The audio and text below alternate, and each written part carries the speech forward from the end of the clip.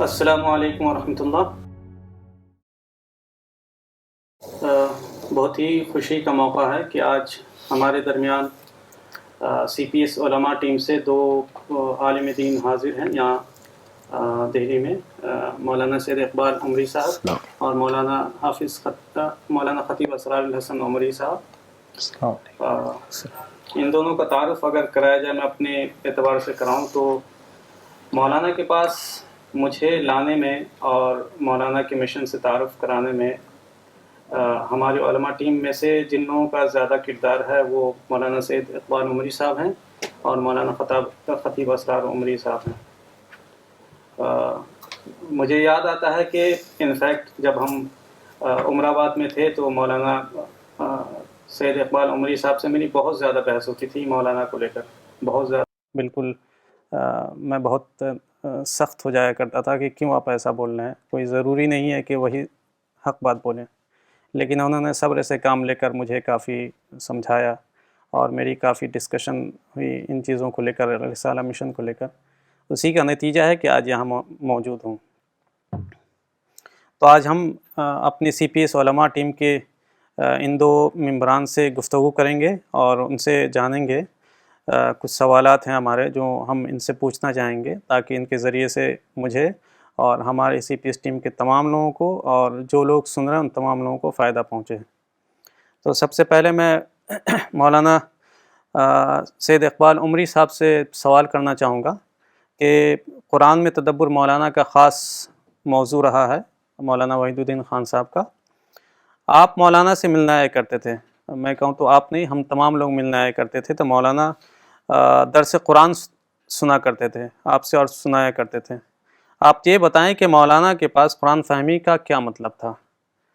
مولانا قرآن سے کس طرح کے اصول ڈسکور کیا کرتے تھے؟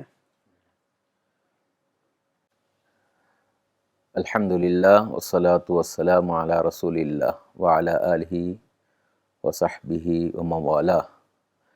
رب اشرح لی صدری ویسر لی امری واحلل عقدۃ من لسانی یفقہوا قولی۔ قرآن میں تدبر، قرآن کے مقصد کو جاننا، قرآن کا مشن کیا ہے بتانا، مولانا کا ایک خاص موضوع رہا ہے۔ مولانا سرائے میر الاصلاح سے فارغ ہیں، وہاں تو آپ نے جو منہج دیکھا تھا وہ تدبر قرآن کا منہج جو نظم قرآن پر بیس کرتا ہے، لیکن مولانا نے قرآن کو تذکیری انداز سے ڈسکور کیا۔ مولانا نے قرآن فہمی کے لیے نظم کو بطور شرط کے نہیں مانا یا بطور اصول کے نہیں مانا، بلکہ مولانا کہتے ہیں کہ قرآن تذکیر کے لیے آیا ہے، ہر آیت میں، ہر پیراگراف میں، اس کے ہر بیان میں ہر اصول بیان کر دیے گئے ہیں جو انسانی زندگی کے لیے، سماج کے لیے، فرد کے لیے ضروری ہے۔ تو مولانا کے پاس تدبر کا مطلب تذکیر ہے، صرف قرآن کی بلاغت یا الفاظ، معانی اور نقطے اس سے نکالنا یہ نہیں ہے، اصول نکالا کرتے تھے۔ جیسا کہ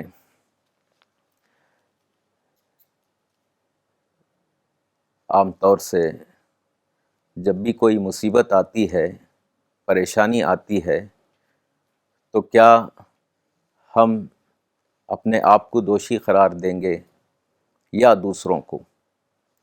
پہلے ہم اپنی غلطی ڈسکور کریں گے یا دوسروں کی غلطی؟ تو مولانا کہتے ہیں کہ قرآن میں دیکھیے کہ قرآن کیا کہتا ہے کہ وما اصابکم من مصیبت فبما کسبت ایدیکم ویعفو عن کثیر، یعنی جو بھی مصیبت آتی ہے وہ اپنے کمائی کا انجام ہوتی ہیں، اپنی کمائی ہوتی ہے، تو لہٰذا مصیبت آنے پر چاہے وہ فرد کے لیے ہو یا اجتماع کے لیے ہو، قوم کے لیے ہو، پہلے روٹ کاز اس کا یہ جاننا چاہیے کہ ہماری غلطی اس میں کہاں ہے۔ تو یہ قرآن سے اس طریقے کے اصول مولانا نکالا کرتے تھے۔ اسی طرح عام طور سے سازش کے انکشافات کرنے میں بہت زیادہ لوگ کیوریسٹی میں لگے رہتے ہیں کہ کیسے کس کی سازش کا انکشاف کریں۔ تو مولانا کہتے ہیں کہ سازشوں کا انکشاف کرتے رہنا یہ قرآنی اصول نہیں ہے، بلکہ کیسے ڈیفیوز کرنا ہے اس کو جانیے۔ وَإِن تَصْبِرُوا وَتَتَّقُوا لَا يَضُرُّكُمْ كَيْدُهُمْ شَيْئًا، صبر و تقویٰ کی روش کیسے اختیار کرنا ہے اس کے بارے میں زیادہ ہم کو سوچنا چاہیے۔ تو مولانا سارے انسانوں کو، چاہے وہ کسی کے بھی مسائل ہوں، تو اس کو قرآنی اصول بتاتے ہیں کہ صبر و تقویٰ کی روش کیا ہے، اس کے لیے مثالیں دیتے ہیں، اس کے لیے سارے آرٹیکل مولانا کے موجود ہیں۔ اسی طرح لوگ دشمنی، کون دشمن ہے اس کو کنفرم کرنے کی کوشش کرتے ہیں کہ ہمارا دشمن کون ہے، ہم کو کس کا مقابلہ کرنا چاہیے، کیسے مقابلہ کرنا چاہیے، دشمن کیا سوچ رہا ہے، اس کو لوگوں کے سامنے بیان کرنے کے لیے، اسٹیج میں لانے کے لیے، کتابوں میں، تحریروں میں لانے کی کوشش کرتے ہیں۔ مولانا کہتے ہیں کہ یہ قرآنی اصول نہیں ہے، قرآن سے یہ اصول نہیں ملتا ہے۔ قرآن یہ کہتا ہے کہ فَإِذَا الَّذِي بَيْنَكَ وَبَيْنَهُ عَدَاوَةٌ كَأَنَّهُ وَلِيٌّ حَمِيمٌ، یعنی ہر آدمی پوٹنشیل دوست ہے، تو ہم کیسے اپنی حمامت ثابت کر سکتے ہیں، جگری دوست کیسے بن سکتے ہیں، اس کے بارے میں زیادہ سے زیادہ ہم کو کوشش کرنا چاہیے، نہ کہ کسی کو دشمن کنفرم کرنے میں۔ اس طریقے کے بہت سے ایسے اصول آپ کو ملیں گے۔ تذکیر القرآن اگر دیکھا جائے تو انہی اصولوں سے بھری ہوئی ایک کتاب ہے۔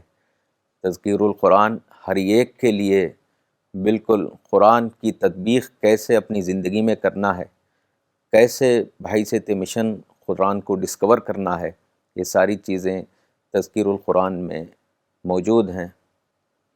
بس یہی چند مثالیں آپ کے سامنے میں لانے کی کوشش کر رہا ہوں کہ مولانا کیسا تطبیق دیا کرتے تھے۔ آپ نے بہت صحیح بات بتائی مولانا اقبال صاحب۔ مجھے یاد آتا ہے کہ ہم لوگ بیٹھتے تھے تو ایک اہم اصول جو میں ایڈ کرنا چاہوں گا آپ کی بات پر، ایک اہم اصول جو بتایا کرتے تھے وہ یہ تھا کہ قرآن کو آپ پرسنلائز کیجیے، یعنی قرآن میں جو باتیں بتائی گئی ہیں اس کو آپ یہ سوچیں کہ آپ اپنی ذات پر کیسے اس کو اپلائی کر سکتے ہیں۔ مثال کے طور پر مولانا ایک آیت بہت زیادہ پڑھا کرتے تھے تدبر پر ابھارنے کے لیے، کتاب انزلناہ الیک مبارک لیدبروا آیاتہ ولیتذکر اولو الالباب، یہ بابرکت کتاب ہے جو ہم نے تمہاری طرف اتاری ہے تاکہ لوگ اس کی آیتوں میں تدبر کریں اور تاکہ عقل والے اس سے نصیحت حاصل کریں۔ تو اس کو ہم ایسے پڑھ سکتے ہیں کہ کتاب نازل کی ہے ہمارے اوپر تاکہ ہم لوگ نہیں، ہم اس میں تدبر کریں اور تاکہ ہم عقل والے، عقل اور تجربے کی بنیاد پر اس سے نصیحت حاصل کریں۔ تو ایسے پرسنلائز کے بارے میں بہت ابھارتے تھے، کیونکہ عام طور سے کیا ہوتا ہے ہم پڑھتے ہیں تو ذہنی طور پر ہم سمجھتے ہیں یہ دوسروں کے لیے ہوگا، جیسے کہ ہم یہود و نصارہ کی بات آتی ہے تو ہم یہ سمجھتے ہیں نہیں یہ انہی کے لیے ہوگا، حقیقت میں وہ ہمارے لیے ہوتا ہے۔ تو میں سمجھتا ہوں کہ مولانا بہت قرآن میں تدبر پر ابھارا کرتے تھے۔ مولانا اسرار عمری صاحب، میں آپ سے یہ سوال کروں گا، مولانا جب بھی آیا کرتے تھے، کوئی بھی آتا تھا مولانا کے پاس تو وہ کہتے تھے کہ آپ کے پاس کیا نیوز ہے، آپ کے پاس کیا خبر ہے۔ مجھے یاد آتا ہے کہ اپنے آخری دنوں میں ہمارے سی پی ایس ٹیم کے ایک ممبر آئے تو ان سے پوچھا کہ کیا نیوز ہے، تو انہوں نے کہا کہ کوئی نیوز نہیں ہے۔ تو ان سے مولانا نے یہ کہا کہ یہ دیکھیے سورج نکل رہا ہے، یہ نیوز نہیں ہے آپ کو، یہ آکسیجن آپ کو مل رہا ہے، یہ نیوز نہیں ہے آپ کے لیے، یہ دن نکل رہے ہیں، نیوز نہیں ہے آپ کے لیے. تو ایسے بہت سے مختلف چیزیں بتائی تھیں. تو اسی طرح میں آپ سے سوال کروں گا مولانا کی جو روایت ہے اس کو یہ کرتے ہوئے کہ آپ بتائیں کہ آپ کے پاس کیا نیوز ہے. بسم اللہ الرحمن الرحیم. رب اشرح لی صدری ویسر لی امری واحلل عقدۃ من لسانی یفقہوا قولی. میں مولانا کے پاس 2009 سے مستقل ملنے کے لیے آیا کرتا تھا. اس سے پہلے مولانا کی ملاقات میری 2001 میں ہوئی تھی. تو جیسا فراز صاحب نے کہا کہ مولانا ہمیشہ ہر ایک ملنے والے سے پہلے ہی سوال کرتے تھے کیا آپ کے پاس کوئی آئٹم ہے، کوئی نیوز ہے. تو ہم کبھی کبھی کوئی نیوز سنا دیا کرتے تھے. اکثر اس کا جواب ہم نہیں دے پاتے تھے. تو مولانا یہی کہا کرتے تھے بھائی آج سورج نکلا ہے، اس سے بڑی کوئی خبر ہو سکتی ہے کہ خدا نے آپ کو ایک دن اور دے دیا ہے، خدا نے آپ کو آزادی کا ایک اور دن دے دیا ہے تاکہ تم اس کو جان سکو. پھر مولانا یہ آیت پڑھا کرتے تھے اذا الشمس کوورت، کہ یاد رکھو کہ جب سورج لپیٹ لیا جائے گا، یعنی سورج کی روشنی چھن جائے گی، سورج طلوع نہیں ہوگا، تو وہ دن قیامت کا دن ہوگا اور آپ کو عمل کا موقع نہیں ہوگا. اور مولانا کا یہ معمول تھا کہ مولانا C29 میں اپنے گھر کے فرسٹ فلور میں ان کا کمرہ تھا، اس کے پیچھے ایک بالکنی تھی. تو روزانہ فجر نماز کے بعد آپ وہاں تشریف لے جاتے تھے اور اس وقت تک بیٹھ کر مشرق کی طرف رخ کر کے بیٹھتے تھے جب تک کہ سورج طلوع نہ ہو جائے. سورج طلوع ہونے کے بعد پھر اپنے کمرے میں آ کے آپ نماز پڑھا کرتے تھے.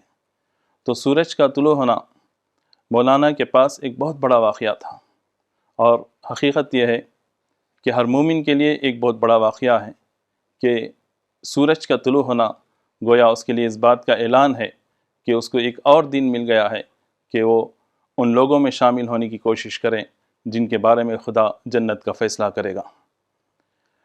آپ جانتے ہیں کہ آج کل کلائمیٹ چینج پر بہت زیادہ خبریں آ رہی ہیں. مولانا اس پر گلوبل وارمنگ کے موضوع پر تقریریں بھی کافی کی ہیں اور اس پر آپ کے آرٹیکلس بھی آئے ہیں، کتاب بھی آئی ہے. اب جو اس سلسلے میں ایک بڑی نیوز ہے جو دی گارڈین میگزین کے آن لائن میں یہ نیوز آئی تھی کہ UN secretary general Antonio Guterres نے ایک اسٹیٹمنٹ دیا تھا جب یہ خبر آئی تھی کہ جولائی کا جو مہینہ تھا وہ دنیا میں سب سے زیادہ ہاٹسٹ منتھ تھا، اور اس سے پہلے اتنا ہاٹسٹ منتھ ریکارڈ نہیں کیا گیا. تو اس خبر کو سناتے ہوئے گڈرس نے کہا تھا کہ the era of global warming has ended and the era of global boiling has arrived کہ گلوبل وارمنگ کا اب زمانہ ختم ہو چکا ہے، اب گلوبل بوائلنگ کا زمانہ شروع ہو چکا ہے. زمین ہم یہ کہہ رہے تھے کہ گرم ہو گئی ہے، اب گرم نہیں، گرم ہو کر ابلنے لگی ہے. یہ گویا کہ قیامت کے جو الارم ہے اس کی سیکنڈ وارننگ دے دی گئی ہے یا فائنل وارننگ دے دی گئی ہے. اس کا اشارہ قرآن میں بھی ہمیں ملتا ہے، قرآن میں بھی اس کو پریڈکٹ کیا گیا ہے. قرآن کی ایک آیت ہے وَإِذَا الْبِحَارُ فُجِّرَتْ، جب سمندر بہہ پڑیں گے. یعنی یہ گلوبل وارمنگ کی طرف اس آیت میں اشارہ کیا گیا ہے کہ جب گلوبل وارمنگ کی وجہ سے گرمی بڑھے گی، گلیشیئرس پگھلیں گے، سمندر کا پانی بڑھ جائے گا اور سمندر آگے بڑھنے لگے گا. اس آیت کے تحت ابن عباس نے ایک بات کہی ہے، وہ یہ ہے کہ وَهُوَ سَبْعَةُ أَبْحُرٍ فَتَصِيرُ بَحْرًا وَاحِدًا.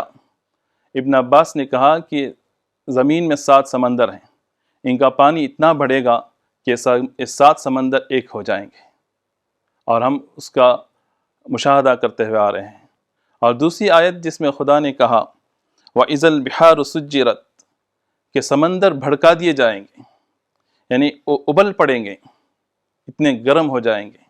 اور ایک کلائمیٹ چینج کی وجہ سے پہلے جو بات ہوتی تھی کہ صرف سرفیس میں، زمین کے خشکی میں زیادہ گرمی بڑھ رہی ہے، اب سمندر میں کا پانی بھی گرم ہوتا جا رہا ہے، اور سمندر کی بہت سے جو اس کے جانور ہیں وہ سب مرتے ہوئے جا رہے ہیں، اور بہت سے اقسام ختم ہوتے جا رہے ہیں۔ تو ایک اہل ایمان کے لیے اگر غور کریں تو یہ سب سے بڑی نیوز ہے کہ اب قیامت کا الارم بج چکا ہے بالکل۔ اب اہل ایمان کی بس صرف یہی ذمہ داری ہے کہ وہ خدا کے لیے کھڑے ہو جائیں، خدا کے مشن کو آگے بڑھانے کے لیے اپنے آپ کو وقف کر دیں۔ حدیث میں آتا ہے کہ اللہ کے رسول صلی اللہ علیہ وسلم جب رمضان کا مہینہ آتا تھا تو شد مئزرہ و احیا لیلہ و ایقظ اہلہ، کہ جب رمضان کے آخری 10 راتیں آتی تھی تو اللہ کے رسول لنگوٹ کس لیتے تھے، یعنی بالکل تیار ہو جاتے تھے خدا کی عبادت کے لیے، اور راتوں کی نیند ختم ہو جاتی تھی، اور اپنے فیملی کو بھی اس پر ابھارتے تھے، اپنی فیملی کو بھی اپنے ساتھ، ان کے اندر بھی اویئرنیس پیدا کرتے تھے، اور کس کر مضبوط ہو کر اللہ کی عبادت کرتے تھے۔ تو یہی ہمارا حال آج ہے کہ ہم جو قیامت کا الارم بج چکا ہے، جو یہ اسٹیٹمنٹس آ رہے ہیں، اس پر ہم کو بالکل ایسا ہو جانا چاہیے کہ ہم اپنے آپ کو تیار کر لیں اور خدا کے مشن کو آگے بڑھانے کے لیے اپنے آپ کو ڈیڈیکیٹ کریں۔ یہی میرے لیے آج کی بڑی نیوز تھی۔ بالکل صحیح بات کہی آپ نے مولانا اسرار صاحب۔ مولانا نے گلوبل وارمنگ کے موضوع پر کافی لکھا ہے، اور ایک خاص کتاب بھی ہے قیامت کا الارم۔ اور میں سمجھتا ہوں کہ مولانا کا عام طور سے نیوز کا مطلب لوگ یہ سمجھتے ہیں کہ جیسے سیاسی نیوز اخبار وغیرہ میں آتی ہے وہ ہے، لیکن مولانا کا یہ کہنا تھا کہ اس سے آپ کو اپنے انٹلیکچوئل ڈیولپمنٹ کے لیے کیا مل رہا ہے، کسی بھی چیز سے دنیا کے اندر ہر وقت اللہ کی نشانی آتی رہتی ہے، اس سے آپ کو کیا ٹیک اوے ملتا ہے، معرفت کی دریافت کے لیے کیا چیز ملتا ہے، یہی مولانا اس پر ابھارا کرتے تھے۔ تو ہم لوگوں کو بھی یہی سوچنا چاہیے کہ کوئی بھی نیوز آ رہی ہے اس سے ہم کو اللہ سے قریب ہونے کے لیے کیا مدد مل رہی ہے، نہ یہ کہ دنیا کے اندر کیا ہو رہا ہے، وہ کیا ایک دوسرے کے خلاف بول رہے ہیں اس پر وہ نہیں کیا کرتے تھے۔ اب میرا سوال مولانا سید اقبال عمری صاحب سے ہے۔ سی پی ایس انٹرنیشنل ساری دنیا میں قرآن کا پیغام عام کر رہی ہے۔ قرآن اللہ کی ایک محفوظ کتاب ہے۔ ابھی آپ نے بتایا یہاں آنے سے پہلے کہ آپ نے قریب میں ہی رامپور رضا لائبریری وزٹ کیا ہے۔ آپ نے وہاں قرآن کا ایک انتہائی قدیم نسخہ دیکھا ہے، قدیم کاپی دیکھی ہے، ہاتھ سے لکھی ہوئی۔ آپ نے جب اس قدیم کاپی کو دیکھا تو اس وقت آپ کا احساس کیا تھا؟ کوئی تجربہ بتائیں۔ ابھی قریب میں ہم لوگ لکھنؤ بک فیئر سے آ رہے ہیں۔ لکھنؤ بک فیئر میں ہمارے ہی سامنے ہمارا جو اسٹال نمبر 21 تھا گڈ ورڈ کا، اس کے سامنے ہی گیڈین جو عیسائی مشنری کا بک اسٹال تھا، وہاں وہ لوگ فری بائبل تقسیم کر رہے تھے۔ ان دنوں ایک عیسائی ہمارے پاس آئے، مجھ سے سوال کیا کہ کیا قرآن بائبل سے کمپائل کیا گیا ہے؟ تو میں نے کہا کہ حضرت موسیٰ علیہ السلام اور حضرت مسیح علیہ السلام اور حضرت محمد صلی اللہ علیہ وسلم یہ تینوں سیمیٹک ریلیجن کے لوگ مانے جاتے ہیں۔ تو اس میں واقعات، تاریخی جو بھی چیزیں گزری ہیں، اس میں سملیرٹیز ہیں، تو اس لیے آپ ایسا کہہ رہے ہیں کہ کمپیلیشن ہے۔ قرآن کہتا ہے کہ ان ھذا القرآن یقص علی بنی اسرائیل اکثر الذی ھم فیہ یختلفون۔ بنی اسرائیل کے بارے میں بہت سی چیزیں قرآن کلیریفیکیشن کے لیے کر رہا ہے، جس کے بارے میں لوگ اکثر نہیں جانتے ہیں یا مس انٹرپریٹ کرتے ہیں۔ تو پھر انہوں نے دوسرا سوال کیا کہ کیا ضروری ہے کہ قرآن محفوظ ہے، 1500 سال ہو چکے ہیں، ابھی تک وہی قرآن ہے جو حضرت محمد صلی اللہ علیہ وسلم پر آیا تھا، نازل ہوا تھا۔ تو میں نے کہا کہ دیکھیے، حضرت محمد صاحب عربی جانتے تھے، عربی پڑھتے لکھتے، عربی وہاں کے عرب کے تھے، تو ان پر جو قرآن نازل ہوا تھا وہ عربی زبان میں ہے۔ تو میں نے ان سے پوچھا کہ انجیل حضرت عیسیٰ علیہ السلام کی زبان کیا تھی؟ تو انہوں نے کہا کہ آرامک زبان تھی۔ تو میں نے سوال کیا کہ کیا انجیل آرامک میں پائی جاتی ہے؟ تو انہوں نے کہا کہ نہیں۔ تو یہی اس کا ثبوت ہے کہ محمد صلی اللہ علیہ وسلم جو قرآن لے کر آئے وہ عربی زبان میں آج تک محفوظ ہے۔ خود میں اپنے 10 سال کی عمر میں اس پورے قرآن کو عربی زبان میں یاد کیا، ایسے کروڑوں حفاظ اس دنیا میں عربی زبان میں قرآن یاد کیے ہوئے ہیں۔ تو پھر اس کے بعد وہ خاموش رہ گئے اور وہاں سے چلے گئے۔ پھر ہمارا سفر رامپور کا ہوا۔ رامپور رضا لائبریری میں ہم نے دیکھا کہ وہاں حضرت علی رضی اللہ تعالیٰ عنہ کے ہاتھ سے لکھا ہوا قرآن وہاں موجود ہے۔ وہاں کے جو ذمہ دار ہیں، ایک اصلاحی صاحب ہیں، انہوں نے بتایا کہ یہ حضرت علی رضی اللہ تعالیٰ عنہ کی طرف منسوب ہے۔ تو گویا دنیا میں ایسے ایسے ایویڈنس پائے جاتے ہیں کہ باقاعدہ رسول اللہ کے زمانے میں ہی جو قرآن عربی زبان میں تھا وہ باقاعدہ لکھت میں بھی تھا۔ تو اس سے معلوم ہوا کہ قرآن سینوں میں بھی محفوظ ہے اور کتابوں میں بھی محفوظ ہے۔ اسی لیے مولانا کہا کرتے تھے کہ اسلام کی خصوصیت یہ نہیں ہے کہ یہ سپیریئر مذہب ہے، بلکہ اسلام کی خصوصیت یہ ہے کہ پرزروڈ مذہب ہے، یعنی محفوظ ہے۔ یعنی انسانوں کو خدا جو پیغام دینا چاہتا ہے وہ محفوظ شکل میں آج تک محفوظ ہے، محفوظ شکل میں آج تک موجود ہے۔ تو لہٰذا عظمت رفتہ یا تاریخ کی عظمت، فلاں کی عظمت، یہ ساری چیزیں اصل نہیں ہیں، بلکہ محفوظ شکل میں جو کتاب ہے، امیڈیٹ ریفرنس موجود ہے خدا کی طرف سے، محفوظ ہے، یہ اس کی سب سے بڑی خصوصیت ہے۔ اسی لیے ہم جو قرآن تقسیم کرتے ہیں اس کا مطلب یہ ہے کہ خدا کی طرف سے جو ہم کو جو دیا گیا ہے پیغام وہ محفوظ ہے، اس لیے ہم انسانوں تک پہنچاتے ہیں، اور ہم کنوکشن کے ساتھ اس پر کھڑے ہوئے ہیں، کیونکہ تاریخ کی گواہی اس پر ہے کہ رسول اللہ پر فلاں وقت یہ قرآن نازل ہوا، اتنے سالوں میں نازل ہوا، اتنی باتیں اس میں ہیں، یہ ساری چیزیں خدا کی باتیں ہیں، خدا نے آگاہ کیا ہے۔ تو اس لیے ہم یہ چاہتے ہیں کہ سارے انسانوں تک محفوظ پیغام پہنچ جائے۔ تو رضا لائبریری میں اس قسم کے قرآن کے نسخے دیکھنے کے بعد اور مزید کنوکشن ہوا کہ جو بھی اسکالرس ہیں وہ یہ جانتے ہیں کہ رسول اللہ کے زمانے میں جو قرآن نازل ہوا تھا عربی زبان میں، آج وہ محفوظ شکل میں موجود ہے، کوئی اس میں رد و بدل نہیں ہے، تحریف نہیں ہے۔ مجھے یاد آتا ہے کہ مولانا قرآن کے بارے میں بالکل کنوکشن کے ساتھ کہتے تھے یہ محفوظ ہے، اور اس پر مولانا نے ایک کتاب بھی لکھی ہے عظمت قرآن کے نام سے، اور مولانا کی مشہور کتاب مذہب اور جدید چیلنج، اس کا ایک چیپٹر ہی ہے قرآن خدا کی آواز کے نام سے ہے۔ تو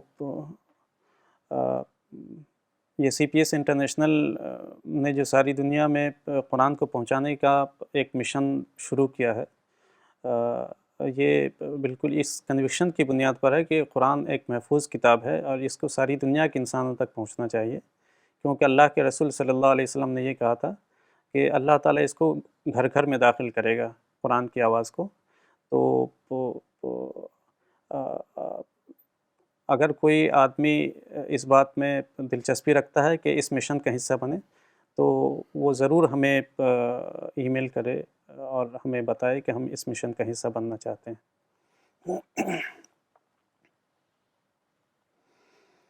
مولانا اسرار عمری صاحب، آپ سے ایک سوال ہے.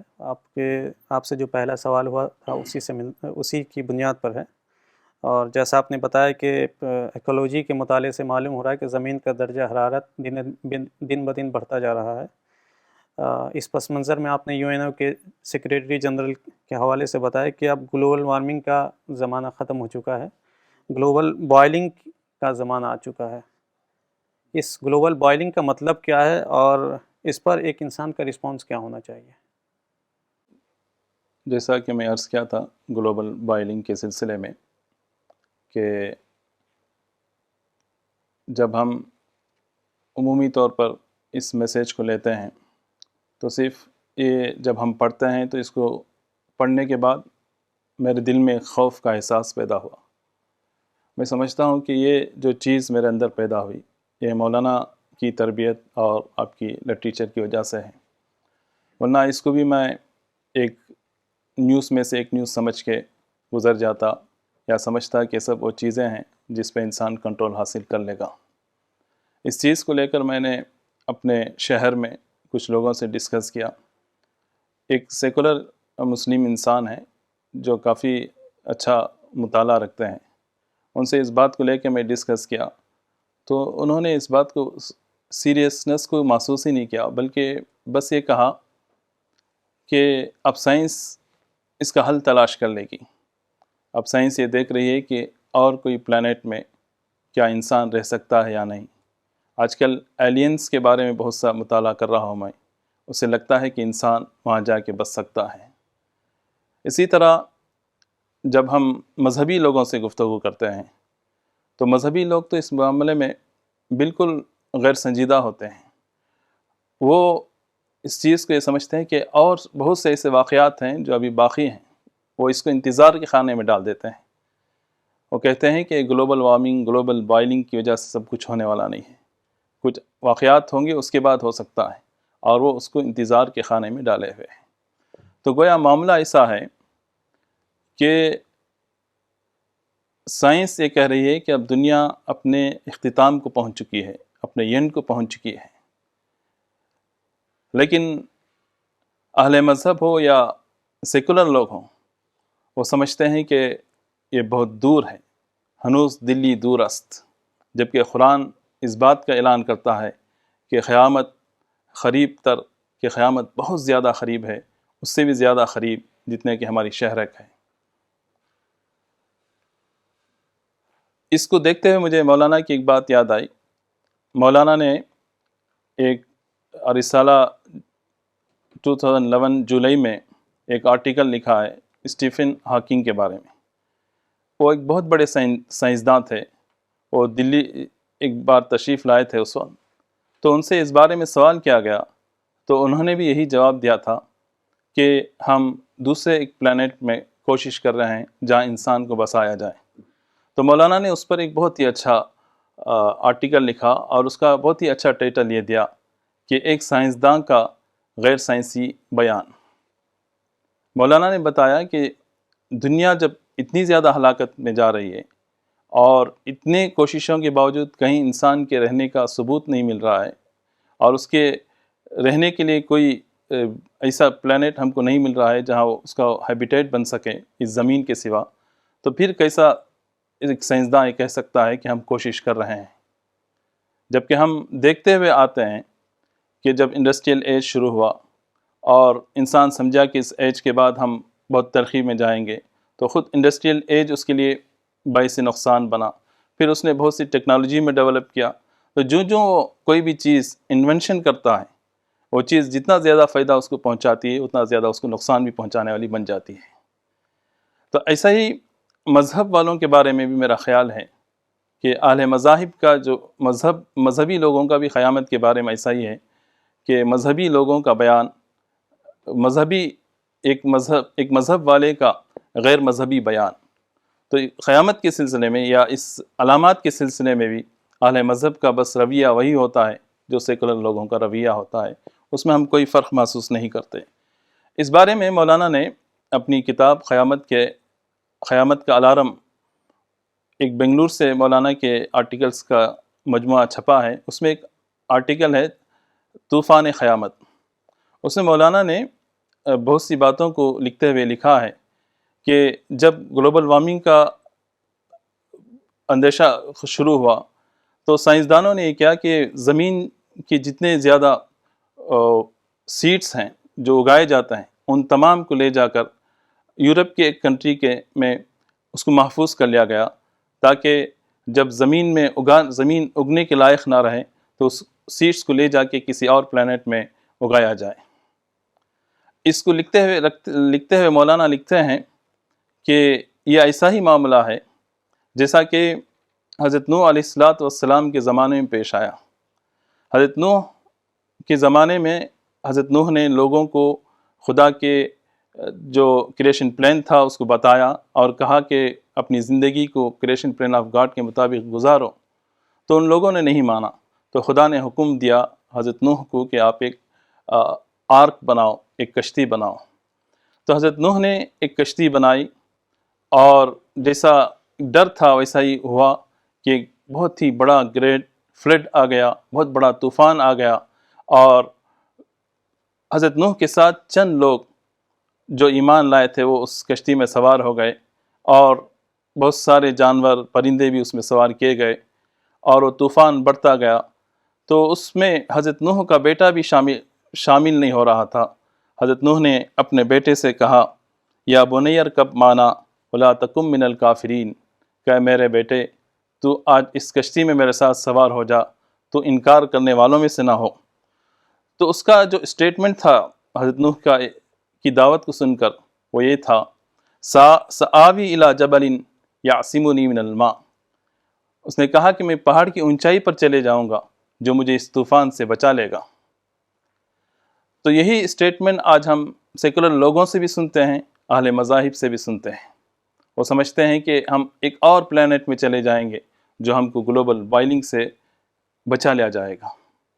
ہم کسی ایسی چیزیں ہم انوینٹ کریں گے جو اس خطرے سے ہم کو دور کر لے سکتا ہے۔ یہ باتیں گویا انسانیت جس بات کا ثبوت دے رہی ہے وہ یہ ہے کہ ابن نوح کا جو رول ہے وہ لوگ ادا کر رہے ہیں، جبکہ حضرت نوح نے کہا تھا کہ لا عاصم اليوم من امر اللہ، کہ یہ معاملہ جو ہو رہا ہے گلوبل بوائلنگ کا یا گلوبل وارمنگ کا، یہ معاملہ انسان کا نہیں ہے، یہ خدائی معاملہ ہے، اس سے خدا کے سوا کوئی بچا نہیں سکتا ہے، انسان ہرگز اس سے اپنے آپ کو بچا نہیں سکتا۔ تو یہاں یہ بات جان لیں ہم کہ ہمارا رول، ہمارا جو رسپانس اس میں ہونا چاہیے وہ حضرت نوح کا اور ان کے ساتھ اہل ایمان کا جو رول ہے وہ ہونا چاہیے، نہ کہ ابن نوح کا رول ہونا چاہیے۔ اور یہی میں سمجھتا ہوں کہ اس آخری زمانے میں ماؤنٹ جودی میں جو حضرت نوح علیہ السلام کی کشتی رک گئی تھی اور جس پر گلیشیئرز چھا گئے تھے، اب کے زمانے میں وہ آرک آف نوح ایکسپلور ظاہر کر دیا گیا ہے، اس کو ڈسکور کر دیا گیا ہے۔ گویا کشتی نوح زبان حال سے اعلان کر رہی ہے کہ زمین پر جس طرح میرے زمانے میں نوح کے زمانے میں بڑا طوفان آیا تھا، اس سے بڑا طوفان قیامت کا آنے والا ہے، اب تم آگاہ ہو جاؤ، اور جس طرح حضرت نوح اور ان کے ساتھی اس کشتی پر سوار ہو کر بچ گئے، اسی طرح تم خدا کی کشتی پر سوار ہو جاؤ، یعنی خدا کے کریشن پلان کو جان لو اور اس کے مطابق اپنی زندگی بنا لو، تبھی تم اس عظیم خطرے سے بچ سکتے ہو۔ تو میں یہ سمجھتا ہوں کہ ایک اہل ایمان کا یہ رسپانس ہونا چاہیے جو ہم کو قرآن سے سمجھ میں آتی ہے۔ مولانا اسرار صاحب، آپ نے بالکل صحیح بات بتائی کہ ہماری رسپانسبلٹی اب کیا ہے، بہت ہی سنجیدگی کے ساتھ اس پر سوچنے کی ہے کہ جتنی نشانیاں آ رہی ہیں وہ دن بدن یہ بتا دی جا رہی ہیں کہ زمین کی عمر اب کم ہو رہی ہے، جیسا کہ مولانا نے کئی جگہ سائنسدانوں کے حوالے سے لکھا ہے کہ زمین کی عمر اب کم ہوتی جا رہی، کاؤنٹ ڈاؤن شروع ہو چکا ہے۔ تو آپ نے ایک آیت کا حوالہ دیا تھا، مجھے یاد آتا ہے کہ دو جگہ اور بھی ایسی آیتیں ہیں اور بالکل کلیئر واضح انداز میں ہیں۔ ایک آیت ہے وَإِذَا الْبِحَارُ سُجِّرَتْ، مفسرین کہتے ہیں کہ جب سمندر کو گرم کر دیا جائے گا، جلا دیا جائے گا، سجرت کا مطلب ہوتا ہے جلانا۔ اور ایک جگہ والبحر المسجور، اور قسم ہے जलाए हुए समंदर की, सुलगाए हुए समंदर की। तो कुरान के अंदर वाज़ेह अंदाज में ये चीज़ बताई गई है और वो हमारे सामने है। ऐसा नहीं है कि क़यामत का हम समझते हैं कि क़यामत के दिन सब भाप बन जाएगा और पानी उड़ जाएंगे, ऐसा नहीं है। उसकी शुरुआत हो चुकी है अभी कि समंदर जो गर्म हो रहा है और उसमें गर्मी बढ़ती जा रही है, ये हमको निशानदेही कर रही है कि क़यामत करीब आ रही है। इसके बाद मैं एक तासुर पढ़ना चाहूँगा। ये मिस फरीदा कामरान, इस्लामाबाद पाकिस्तान से इन्होंने लिखा है। जज़ाकल्लाह Khaira, absolutely amazing and effective conversation. Maulana Sahib was not only a great scholar but also a great motivator. He showed the way of marifat, contemplation of Quran, and thought to observe the signs of Allah around us.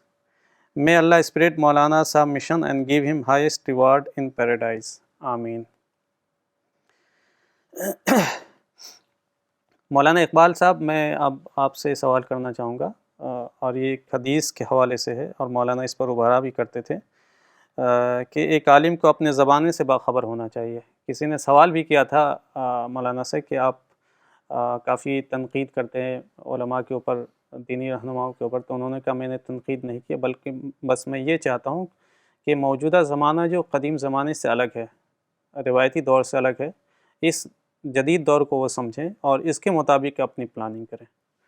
और एक हदीस का हवाला दिया करते थे, अयकुन बसीरम बेज़मानी, कि अक्लमंद मोमिन और अहले इल्म को अपने ज़माने से बाखबर होना चाहिए। मुझे मेरे इल्म के मुताबिक, और मैं काफ़ी आपके साथ रहा हूँ, मुझे ये मालूम है कि आपने इंडिया के अंदर एक बड़े मदरसे में तालीम हासिल की, जामिया दारुस्सलाम उमराबाद में, और उसके बाद आप कतर भी रहे और वहाँ के उलमा से भी इस्तिफ़ादा किया। फिर हिंदुस्तान आए तो हिंदुस्तान के तकरीबन तमाम मुख्तलिफ़ जगहों का सफ़र किया और वहाँ के आलिमों से मुलाकातें की और सफ़र किया। इसमें मेरा सवाल ये है कि आपने इतने सारे आलिमों से मुलाकात की, आपने किसको बसीर ज़माना पाया? जैसा कि फरहाद साहब ने कहा कि बहुत से लोगों से मुलाकात रही और बहुत असफार किए, लेकिन मौलाना के पास जो अल्फाज हमने पाए, जो ताबीरात, जो बातें हमने पाई, उसमें एक ये था कि दौर जदीद को पहचानो और असरी आगाही हासिल करो, बसीर ज़माना बनो। मैं वही काम कर रहा हूँ, उलमा को बसीर ज़माना का काम कर रहा हूँ।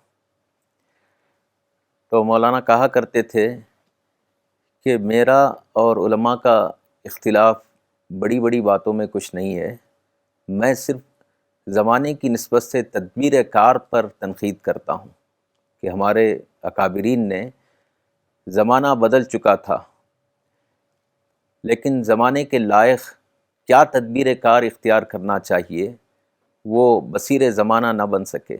बस मेरा इख्तिलाफ यही इसी बात पर है कि तदबीर कार के सिलसिले में जहाँ पर सही इक़दाम करना चाहिए, जहाँ पर नतीजा खेज़ प्लानिंग होनी चाहिए, वो नहीं हो सकी। बक़िया दूसरे मामलात में, अब जैसे हज का मामला है, इसमें कुरान में बताया गया कि दुबली पतली ऊँटनियों पर पहुँचा करो, लेकिन वहाँ पर उलमा ये तदबीर इख्तियार नहीं किए कि नहीं, कुरान में आ गया है कि हम ऊँट पर ही सवार होकर हज के लिए जाएंगे, बल्कि बिला इख्तिलाफ हर आदमी जो जदीद से जदीद सवारी हो सकती है उसको इख्तियार करते हुए वो हज व उम्रा का फ़रीज़ा अदा कर रहे हैं। अपने सारे मामलात, चाहे दावती हो, इस्लाही हो, सारे मामलात में जदीद कम्युनिकेशन और सारी चीज़ें इस्तेमाल करते हैं, जदीद मुआसरात, सारी चीज़ें। लेकिन जहाँ तक और बातें बहुत सी हैं ज़माने की निस्बत से कि हमको पुरअमन इक़दाम करना चाहिए या पुरतशद्दुद इक़दाम करना चाहिए, ज़माना क्या कह रहा है, रहमत आलम को ज़हमत आलम बनाना है या रहमत आलम साबित करना है, इस्लाम को غیر خونی انقلاب لانے والا مذہب سمجھنا ہے یا ہمیشہ خون کرنے والا مذہب سمجھنا ہے، یہ ساری چیزیں بصیر زمانہ نہ ہونے کی وجہ سے یہ باتیں ہم مختلف لوگوں سے سنتے تھے، لیکن مولانا کے پاس آنے کے بعد مولانا نے ہم کو زمانے کی آگاہی کیا ہے اس کے ایک ایک باب کو کھولا۔ بلکہ میں علماء عام طور سے مولانا کی کتاب الاسلام یتحدیٰ یا مذہب جدید چیلنج گاڈ اریزر اس کو لے کر بہت زیادہ فخر محسوس کرتے ہیں، جبکہ ہر آدمی کو یہ ڈسکور کرنا چاہیے کہ ایک صاحب علم اپنے 51 سال کی عمر میں الرسالہ جاری کرتا ہے، اس کے شروع ہی کے شماروں میں جدید مسئلہ کیا ہے واضح کرتا ہے، اور اس سے پہلے مذہب جدید چیلنج بول کے ساری اس عنوان پر کتاب لکھ کر ساری دنیا کو اسلام کی طرف سے کیا اسلام کا رول ہے اور کیا اسلام اس کے عقائد پر ان کی باتوں پر کیا دلائل پیش کر رہا ہے، سائنٹیفک اپروچ کیا ہے، یہ جب ایک انسان آج سے 55 سال پہلے 60 سال پہلے اتنی بہترین کتاب لکھا ہے، وہ اس جدید مسئلے کو واضح کرنے کے لیے جدید چیلنجز کیا ہیں،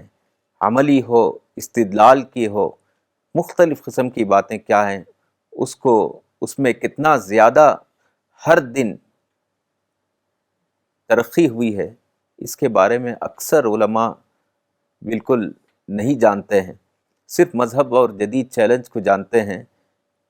اس کے بعد مولانا نے کئی کتابیں اقلیات اسلام، اظہار دین، خدا کی دریافت، اس قسم کی بہت سی کتابیں، پھر اس کے بعد اقدام کیا ہونا چاہیے، دور دعوت، دعوت کے مسائل، دعوتی مضامین، اس قسم کی بہت سی کتابیں جس میں مولانا نے معرفت اور دعوت کو لے کر بہت سی باتیں جو ایک بصیر زمانہ کو ہونا چاہیے وہ ساری چیزیں مولانا کے پاس ہی میں نے پایا ہے۔ تو لہٰذا بہت سے لوگوں کے پاس ہم جب جاتے ہیں تو باتیں کوئی زمانے کے لائق کیسے تطبیق دیں، اس قسم کی باتیں تو ہم نے نہیں پائی۔ صحیح تصور جو دور جدید کیا ہے، اس کا پازیٹیو آؤٹ لک کیا ہے، کیسے دور جدید دور تائید ہے، کیسے دور جدید دور معرفت ہے، یہ باتیں ہم نے کسی کے پاس نہیں پائی۔ جو ہم نے پایا وہ یہ کہ دور جدید کہتے ہیں دور، یا تو اس میں مسلم رہنما کسی کو تجدد کا نام دے دیتے ہیں، یا دور جدید کہتے ہیں تو صرف اس کا ایک منفی تصور، اس میں جو منفی چیزیں رونما ہوئی ہیں اسی کا تعارف کرواتے ہیں، اسی کے بارے میں ڈسکشن کرتے ہیں۔ مولانا نے دور جدید کو معرفت اور دعوت کے لیے مؤید دور اور سب سے اعلیٰ معرفت تک پہنچنے اور اعلیٰ دعوت کا کام انجام دینے کا دور ہے، یہ صرف مولانا کے پاس ہی میں نے پایا۔ تو صحیح بصیرت اور صحیح آگاہی صرف میں نے یہاں پائی ہے۔ اب ہم کو چاہیے کہ ایک شخص جو 100 سالہ زندگی میں اپنے تجربات کو، بلکہ میں کہوں گا کہ مولانا ہی کی تحریروں میں فیوچرسٹک اپروچ ہے، یعنی آنے والا 25 سال یا 50 سال تک جو پیغام امت مسلمہ کو دینا ہے، جو ایک نسل کو تیار کرنا ہے، اس کے ذہن کو تیار کرنا ہے، جو منفی ذہن ہے اس کو مثبت تعمیر میں لگانا ہے، یہ ساری چیزیں مولانا کی کتابوں میں موجود ہیں۔ بس ہم کو چاہیے کہ ہم مولانا کی کتابوں کو پڑھنے کے لیے دیں، آڈیو ویڈیو ہر شکل میں لوگوں تک پہنچائے، تاکہ 25 سال تک لوگ پڑھیں سمجھیں، پھر مزید آگے اس کو جو مولانا کہنا چاہتے ہیں کہ اسلام کا مثبت پیغام سارے انسانوں تک پہنچے۔ تو لہٰذا مولانا کی جو بصیر زمانہ ہونے کی دلیل پائیں گے کہ واقعی میں کن کن مسائل میں مولانا نے جو رائے دی تھی وہ رائے آج ہر عالم اپنی زبان سے اظہار کرتے ہوئے، اخفا کرتے ہوئے اپنی مجلسوں میں یہ اس کا اقرار کرتا ہے کہ واقعی میں یہ وہ شخص تھے جنہوں نے امت کو صحیح رہنمائی دی۔ اب بہت سے لوگ سمجھنے کی کوشش کر رہے ہیں، اللہ تعالیٰ سے دعا ہے کہ اللہ تعالیٰ پڑھنے کی توفیق دے، پھر اس کو سمجھ کر ایک مثبت تعمیر کے بارے میں منصوبہ بنانے کی توفیق عطا فرمائے۔ بالکل صحیح بات بتائی مولانا اقبال صاحب احمد۔ مولانا نے اس پر کئی مضمون بھی لکھا اسی عنوان کے تحت، بصیر زمانہ ہونا۔ مثال کے طور پر میرے سامنے ایک مضمون ہے الرسالہ فروری 2016 کا، اس کا عنوان ہی ہے بصیر زمانہ۔ اس کا ایک جملہ جو یہ ہے کہ بصیر زمانہ ہونے کا مقصد کیا ہے۔ اس کا مقصد یہ ہے کہ مومن اپنے عمل کی صحیح منصوبہ بندی کر سکے۔ زمانے سے باخبری کے بغیر اسلامی عمل کی صحیح منصوبہ بندی نہیں ہو سکتی۔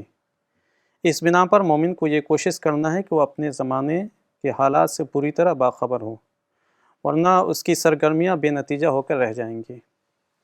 اور اس مضمون کا آخری جملہ یہ ہے کہ اگر مومن ایسے زمانے میں ہے جبکہ اظہار رائے کی آزادی ایک مسلمہ حق سمجھا جاتا ہے، وہ دوسروں کی اظہار رائے پر پابندی کا لگانے کا مطالبہ کرے تو یہ مطالبہ عملاً کبھی پورا نہ ہوگا۔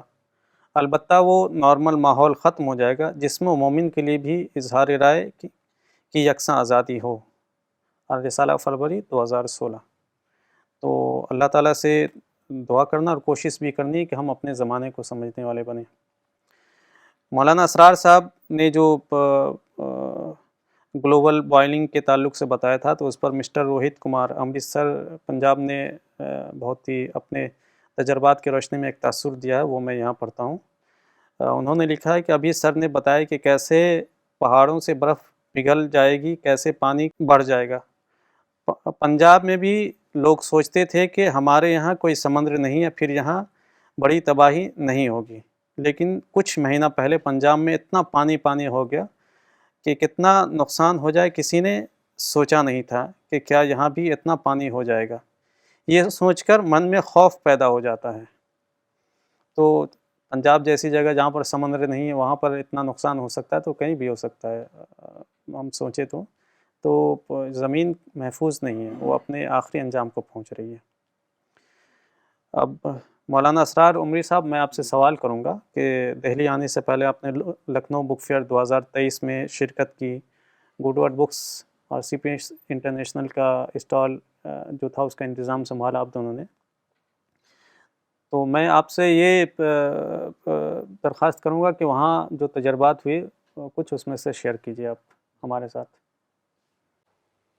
لکھنؤ کا جو سفر تھا اس کے تجربات عرض کرنے سے پہلے میں جو گلوبل بوائلنگ پر جو گفتگو ہو رہی تھی اس پر مولانا کا ایک آرٹیکل کا کچھ اقتباس ہے، میں وہ پڑھ کے سنانا چاہوں گا۔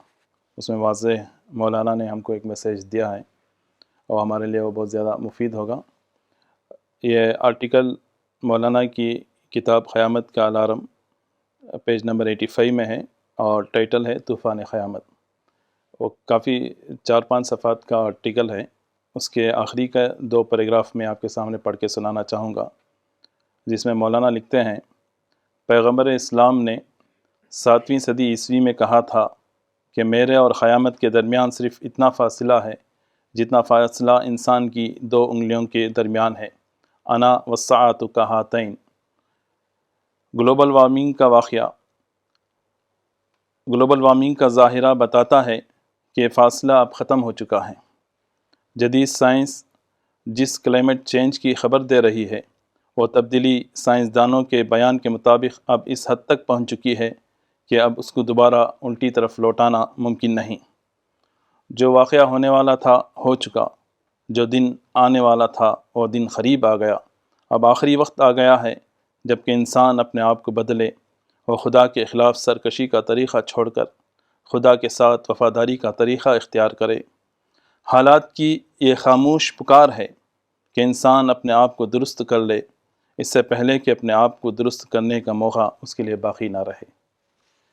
یہ اقتباس ہے جس کے پڑھنے سے ایک مشن والے کے اندر قرب قیامت کے احساس کے ساتھ یہ احساس قرب قیامت کا جو احساس ہے وہ اس کو قرب خداوندی تک لے جاتا ہے۔ اپنے سوال یہ کیا تھا کہ ابھی ہم قریب میں لکھنؤ بک فیئر میں پارٹیسپیٹ کر کے آ رہے ہیں، تو اس کی کچھ ایکسپیرینس شیئر کریں۔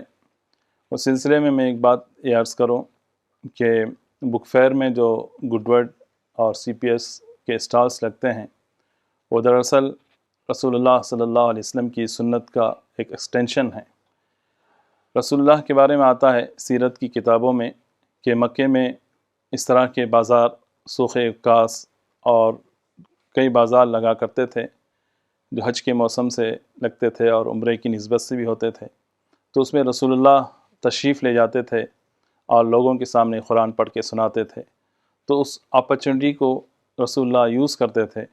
تو اسی سنت پر عمل کرتے ہوئے ہم ہندوستان میں اور بلکہ ہندوستان کے باہر جتنے بھی جہاں کہیں ممکن ہو ہم کو فارین کنٹریز میں بھی گڈ ورڈ اور سی پی ایس کے اسٹالس لگتے ہیں، اور ان اسٹالس کے ذریعے ہم لوگوں کو قرآن پہنچاتے ہیں، میسیج آف گاڈ پہنچاتے ہیں، تاکہ لوگوں کے اندر خدا کو لے کر، اسپریچولیٹی کو لے کر ایک اویرنیس پیدا ہو۔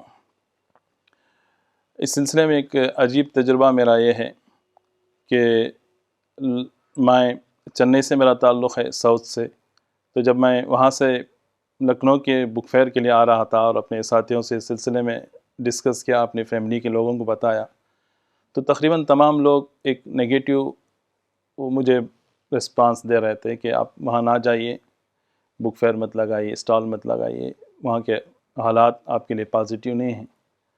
لیکن ہمیں اندازہ ہے کہ لوگ جو بات کرتے ہیں وہ بالکل ایک طرفہ بات ہوتی ہے، خصوصاً مسلمانوں کی جو ذہنیت ہے اس کا اگر ہم اسٹڈی کریں تو ون سائڈ ان کی گفتگو ہوتی ہے۔ ہم جب آ کے دیکھتے ہیں یہاں پر لکھنؤ میں جو بک فیئر لگا تھا اس میں تقریباً 100 سے زیادہ اسٹالس تھے، اس میں مسلمانوں کے 4 اسٹال تھے اور اردو کے 2 اسٹال تھے، کرسچنس لوگوں کے ایک اسٹال تھا جہاں وہ لوگ بالکل فری بائبل ڈسٹریبیوٹ کر رہے تھے، تو کوئی کسی طرح کا وہاں ان کو پرابلم نہیں ہوا، ہم کو بھی نہیں ہوا، بلکہ لوگ ایک تلاش کے ساتھ آتے ہیں۔ بلکہ ہم نے بہت سے فیملیز کو دیکھا جو اپنے بچوں کے ساتھ ہمارے اسٹال پر آتے تھے اور بچوں کو قرآن اٹھا کے بتاتے تھے اور کہتے تھے کہ ہمارے پاس جیسے بائبل، جیسے ہمارے پاس گیتا ہے، ایسے ہی مسلمانوں کی گیتا قرآن ہے، تو ہم جس طرح اس کو پڑھتے ہیں اسی طرح اس کو بھی پڑھ کر ہم کو جاننا چاہیے۔ یہ جو پازیٹیو رسپانس ہم کو ملتا ہے وہ دیکھ کر ہمارے اندر ایک پازیٹیو انرجی پیدا ہوتی ہے۔ اسی طرح لیکن مسئلہ یہ ہے کہ مسلمانوں کے اندر نگیٹیوٹی اتنی بھری ہوئی ہے۔ مولانا مجھ سے ایک بار کہا تھا، اسرار صاحب آپ سلفی ہیں، سلفی لوگ یہ سمجھتے ہیں کہ سب سے بڑی برائی بدعت ہے، لیکن آپ جانیے کہ سب سے بڑی برائی منفی سوچ ہے، نگیٹیو تھاٹ ہے، اور یہ نگیٹیو تھاٹ مسلمانوں کے اندر اتنا زیادہ سرایت کر گئی ہے کہ بک فیئر میں ایک دن صبح جب اسٹال اوپن کیا تو ایک بہت ہی اچھی فیملی آئی، ایک 70 ایئرس اولڈ ایک مسلم تھے، ان کے ساتھ ان کی بیٹی تھی، ان کی نواسی تھی۔ تو جو ہی وہ میرے اسٹال پر آئے دیکھ کے بہت ہی تعجب کے ساتھ کہہ رہے ہیں کہ یہ قرآن کا اسٹال یہاں کیسے؟ میں نے بولا کہ یہ تو بک فیئر ہے، تمام کے اسٹالس ہیں تو ہمارا بھی ہے، یہ تو پاسبل ہی نہیں ہے، آپ کے سامنے کھلیا ہوا ہے اسٹال، قرآن رکھا ہوا ہے تو پاسبل ہی ہے۔ نہیں جناب، آپ کہاں سے ہیں؟ انہوں نے مجھ سے پوچھا، میں نے کہا کہ میں چنئی سے ہوں۔ تو وہ کہنے لگے آپ ساؤتھ سے ہیں تو وہاں حالات ٹھیک ہیں، یہاں پر ایسا نہیں ہے، میں کینیڈا گھوم کے آیا ہوں، امریکہ گیا ہوں، دنیا گھوما ہوا انسان ہوں، یہاں جیسا آپ سوچ رہے ہو ایسے حالات نہیں ہیں۔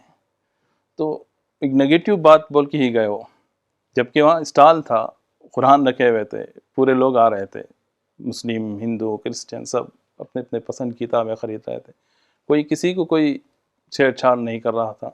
پھر بھی ان کا ذہن اتنا زیادہ نگیٹیو ہو گیا ہے کہ ایک پازیٹیو انسیڈنٹ ان کے سامنے ہوتا بھی ہے تو وہ اس کو پازیٹیو لینے کے لیے تیار نہیں ہے۔ اس کا سبب کیا ہے؟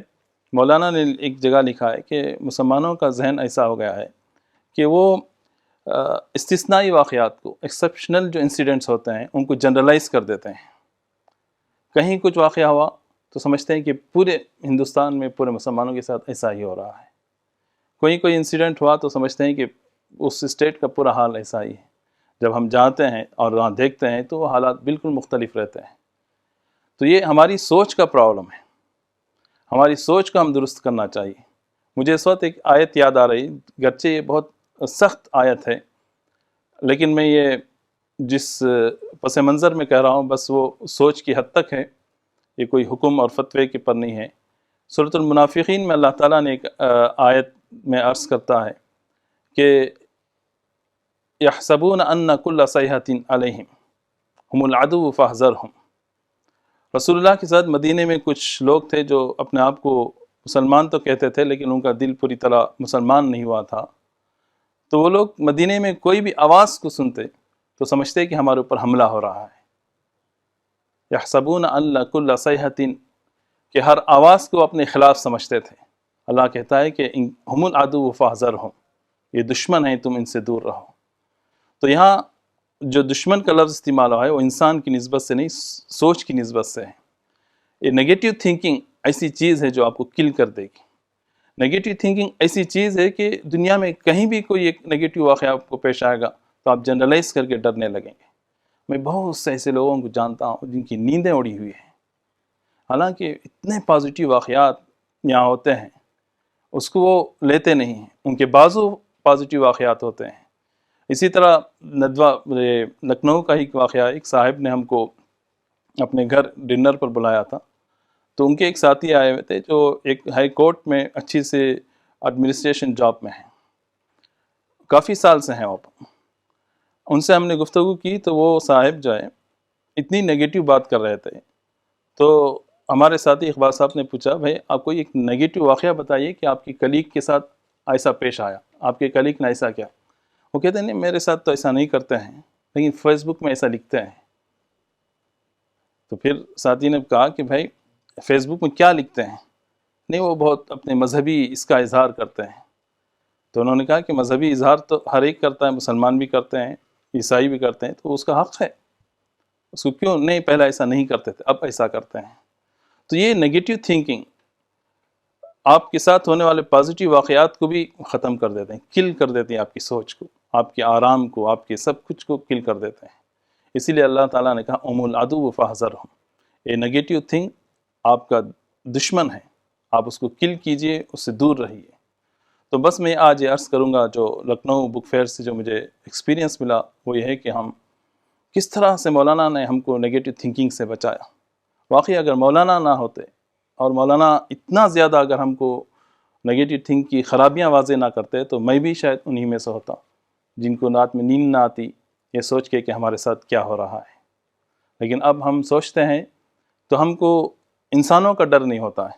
مولانا نے بس ہم کو یہ ڈر رہتا ہے کہ اب قیامت قریب آنے والی ہے تو ہم اس مشن کو کیسے آگے بڑھائیں، کچھ کر کے چلے جائیں خدا کے لیے. تو خوف جو اللہ مولانا نے ہمارے دل میں پیدا کیا ہے وہ خدا کا خوف ہے. مولانا نے ایک آیت میں لکھا ہے الیوم یئس الذین کفروا من دینکم فلا تخشوہم واخشونی، کہ اللہ تعالیٰ کہتا ہے کہ آج انکار کرنے والے تمہارے دین سے مایوس ہو چکے ہیں، یعنی اب تم پر کوئی ظلم کرنے والا نہیں ہے. فلا تخشوہم، اب تم ان سے مت ڈرو، واخشونی، مجھ سے ڈرو. تو اس آیت میں مولانا نے ایک مختصر جملہ لکھا ہے، بہت ہی بامعنی جملہ ہے. مولانا کہتے ہیں کہ اب خشیت انسانی کا دور ختم ہو گیا، اب خشیت ربانی کا دور شروع ہو چکا ہے. تو اب جو دور ہے وہ خشیت ربانی کا دور ہے نہ کہ خشیت انسانی کا. تو ہم چاہیے ہمارے اندر خشیت ربانی اسی وقت آئے گی جب کہ ہم خشیت انسانی سے دور ہوں، اور خشیت انسانی اسی وقت ہمارے دل سے ختم ہوگی جب کہ ہم 0% نگیٹو تھنکنگ ہمارے دماغ سے ہم نکالتے ہیں. یہی چند ایکسپیرینس تھے جو میں آپ سے شیئر کرنا چاہ رہا تھا. آپ نے جو بات بتائی اس پر مجھے بس ایک حدیث ایڈ کرنا ہے، اور یہ اس وقت کے لیے سمبولک سینس میں ہے. اللہ کے رسول صلی اللہ علیہ وسلم نے یہ کہا ان قامت الساعہ وفی ید احدکم فصیلتہ فلیغرسھا. قیامت جانتے ہیں کہ اتنا انتہائی نفسا نفسی کا عالم ہوگا اور آدمی سب پریشان ہوں گے. اس وقت کے بارے میں بھی اللہ کے رسول صلی اللہ علیہ وسلم نے کہا کہ قیامت قائم ہو جائے اور تم میں سے کسی کے ہاتھ میں ایک پودا ہو اور اس کو موقع ہو کہ اس کو وہ زمین میں گاڑ دے تو ضرور ایسا کرے۔ تو آپ سمجھتے ہیں کوئی اگر یہ سمجھتا ہے کہ انتہائی نفرت کا ماحول ہے، اس کے باوجود اس کے پاس موقع ہے کہ کوئی اچھی بات، خیر کی بات، خدا کے دین کی بات، محبت کی بات پھیلا سکتا ہے تو ضرور پھیلائے۔ اس حدیث کی روشنی میں یہی معلوم ہوتا ہے۔ وقت کم ہے اس لیے میں بہت سارے سوال آپ لوگوں سے کرنا چاہتا تھا تاکہ ہم تمام لوگوں کو اس سے زیادہ فائدہ ہو۔ وقت کم ہے اس لیے میں آپ دونوں سے ایک ہی سوال کروں گا آخری میں، وہ یہ ہے کہ آپ دونوں عالم دین ہیں اور ایک طویل عرصے سے دعوت اور اصلاح کے میدان میں موجود ہیں۔ آپ دونوں لوگ نوجوان علماء کو کیا پیغام دینا چاہیں گے؟ سب سے پہلے مولانا اقبال عمری صاحب، آپ پیغام دیں۔ دیکھیے، ہم ایک مدرسے سے فارغ ہیں، ہم جیسے کئی ایسے ہزاروں لاکھوں افراد ان مدارس سے جڑے ہوئے ہیں۔ آخر مدارس کا کیا مقصد ہے؟ ایک تو مسلمانوں کی اصلاح، دوسرا اسلام کے بارے میں لوگوں کو آگاہ کرنا۔ مولانا کے الفاظ میں امت کا مشن معرفت ہے، اور معرفت جیسے جیسے انسان کو زیادہ ہوگی تو وہ دعوت کی شکل میں بڑھتی جائے گی۔ تو معرفت و دعوت یہ مشن ہے۔ تو اہل مدارس کا رول بھی یہی ہے۔ اہل مدارس کا رول اپنے آپ کو مختلف علوم میں مہارت پیدا کر کے یا مختلف میدانوں کو سنبھالنا، یہ ان کا ترجیحی مقصد، ترجیحی رول نہیں ہے۔ تو عام طور سے آج کل مدارس میں فراغت کے بعد یا رہتے ہوئے بھی عصری علوم پڑھائے جاتے ہیں۔ اسی طرح فراغت کے بعد برجنگ کورسز کرائے جاتے ہیں تاکہ وہ مزید تعلیم حاصل کرنے کے لائق بنے، یعنی مزید کیسے ایک عالم پروفیشنل بن سکتا ہے۔ اس قسم کی ترتیب ہر مدرسے میں تقریباً ہو رہی ہے، اور تقریباً ہم دیکھتے ہیں کہ 50-100 سال سے ایسے مدارس ہیں جس میں عصری علوم بھی پڑھائے جاتے ہیں، اور بڑے فخر سے کہتے ہیں کہ ہمارے اس ادارے میں عصری اور قدیم علوم کا امتزاج ہے۔ اور اسی طرح ہم جدید نافع اور قدیم صالح پڑھاتے ہیں۔ بہرحال یعنی جو درس نظامی ہے اس کے علاوہ بہت سی چیزیں اپنا رہے ہیں۔ میں ان سارے جو ہمارے ہی اس میدان میں لگے ہوئے ہیں، یعنی علم کے میدان میں ان سے گزارش کرنا چاہتا ہوں کہ مولانا اضافہ درس کے قائل تھے، یعنی جو نصاب چل رہا ہے اس میں تبدیلی کے مولانا قائل نہیں تھے، بلکہ اضافہ درس کے قائل تھے۔ یعنی ہم کو وہ کیا چیزیں خارجی طور پر دعوت اور معرفت کے لیے اپنانا ہے، وہ ساری چیزیں مولانا نے اپنی تحریروں میں لکھ دی ہیں کہ آپ ایک مدرسے میں رہتے ہوئے بھی اپنے مطالعے میں اگر اضافہ درس کرنا چاہتے ہیں، اس کی تطبیق جو پڑھ رہے ہیں اس کی تطبیق اور اس کی تصدیق کے لیے مولانا نے کام کیا ہے۔ بہت زیادہ کام مولانا نے جو کیا ہے، کیونکہ مولانا خود ایک عالم تھے، تو اہل مدارس کیوں انفٹ ہو گئے ہیں، مس فٹ ہو گئے ہیں لوگوں کو اپروچ کرنے کے لیے، اس کے لیے یعنی یہاں پر ایک نوجوانوں میں ایک طرف دینی بیداری اور دینی بیزاری دو چیزیں آئی ہیں۔ تو دینی بیزاری کے اسباب کو مولانا نے دریافت کیا ہے، اور دینی بیداری میں جو غلطی ہے اس کی طرف بھی مولانا نے رہنمائی کی ہے۔ تو میں یہ کہوں گا کہ جیسا ہم اپنے پروفیشنل اس میں برجنگ کورسز کرنے کی کوشش کرتے ہیں، اپنے مطالعے میں مولانا کی کتابوں کو رکھیں اور گویا یہ سمجھیں کہ یہ برجنگ رول ادا کر رہے ہیں کہ آپ کو بصیر زمانہ بنانے کے لیے۔ اور اسی طرح ہم CPS مشن والوں کو یہ ڈسکور کرنا چاہیے کہ ہم آنے والی نسل کے لیے ایک بریجنگ رول ادا کر رہے ہیں. اس کو اخلاص کے ساتھ اس پر قائم رہنا ہے، اور جو کام بھی ہو سکے، چاہے کمپوزنگ کا ہو، پروف ریڈنگ کا ہو یا کمپائلنگ کا ہو، سارے اس میں اخلاص کے ساتھ، اس میں استقامت کے ساتھ لگے رہنا چاہیے، کیونکہ آپ بھی آنے والی نسل کے لیے بریجنگ رول ادا کر رہے ہیں. بس انہی باتوں کو کہتے ہوئے میں دعا کرتا ہوں کہ اللہ تعالی ہم کو صحیح معنی میں دور جدید کو سمجھنے کی اور معرفت میں مزید آگے بڑھنے کی توفیق عطا فرمائے. مولانا اسرار صاحب، آپ کیا پیغام دیں گے؟ جی بس اقبال صاحب کا جو میسیج ہے وہ بھی وہی میرا میسیج ہے. بس اس میں ایک میں اضافہ کرنا چاہوں گا کہ آج کل مدارس میں بہت سے ایسے اسپیکرز آتے ہیں جو طلباء کے درمیان یہ اسپیچ دیتے ہیں، اور خود آرٹیکلز بہت سے آتے ہیں. وہ یہ بتاتے ہیں کہ ایک عالم کو صرف عالم بن کے نہیں رہنا چاہیے، بلکہ اس کو مختلف فیلڈز میں آ کے کام کرنا چاہیے. اس کو پالیٹکس میں بھی آنا چاہیے، اس کو وکالت میں بھی آنا چاہیے، اس کو ڈاکٹر بھی بننا چاہیے. میں سمجھتا ہوں کہ یہ بات جو ہے بالکل قرآن کی تعلیم کے خلاف ہے. قرآن میں اللہ تعالیٰ کہتا ہے طائفۃ لیتفقہوا فی الدین ولینذروا قومہم اذا رجعوا الیہم. ایک گروپ، ایک ٹیم ایسی ہونی چاہیے جو دین کا ڈیپ نالج حاصل کریں اور اس کی بنیاد پر اپنے لوگوں کو اویئر کریں، ان کے اندر اویئرنیس پیدا کریں. تو علماء کو جو کام کرنا چاہیے وہ ہے کہ وہ دین کا ڈیپ نالج حاصل کریں، پھر وہ جانیں کہ اس کو آج اپنے زمانے میں پریکٹیکل طور پر کیسے اپلائی کر سکتے ہیں. تو اس کے لیے جیسا اقبال صاحب نے بتایا کہ آدمی کو اپنے زمانے سے واقف ہونا چاہیے، تو جو اس کا نالج ہے وہ اس کو حاصل کریں. دور جدید کا جو نالج ہے اس کو پڑھیں، ہر چیز پڑھیں، اس کو حاصل کریں، پھر دین کی تطبیقی طور پر اس کو اپلائی کرنے پر اس کو یوز کریں. یہ نہیں کہ وہ خود پالیٹیشین بن جائیں، وہ خود ایڈوکیٹ بن جائیں، وہ خود ڈاکٹر بن جائیں. اس سے جو خدا کا جو مقصد ہے ایک عالم سے جو چاہتا ہے، جو اس کا وہ کریشن پلان ہے کہ وہ دین کا ڈیپ نالج کرے اور لوگوں کے اندر اویئرنیس پیدا کرے، تو یہ ہو نہیں سکتا ہے. اور ایسا ہم نے دیکھا ہے کہ جو اسکالرس اس طرح اپنے آپ کو ڈسٹریکٹ کر لیتے ہیں، وہ نہ ہی صحیح طور پر دعوت کا کام کر پاتے ہیں اور نہ ہی وہ اپنے فیلڈ میں ماہر ہو پاتے ہیں. تو لہٰذا اس بات کو سمجھنے کے لیے میں کہوں گا کہ علماء مولانا کی جو کتاب ہے علماء اور دور جدید، اس کا ضرور مطالعہ کریں، تو تب یہ بات ان کو سمجھ میں آئے گی. تو اس میں مولانا نے جو اہم بات بتائی وہ یہ ہے کہ علماء کا جو کام ہے وہ کونیت بشری کا کام ہے.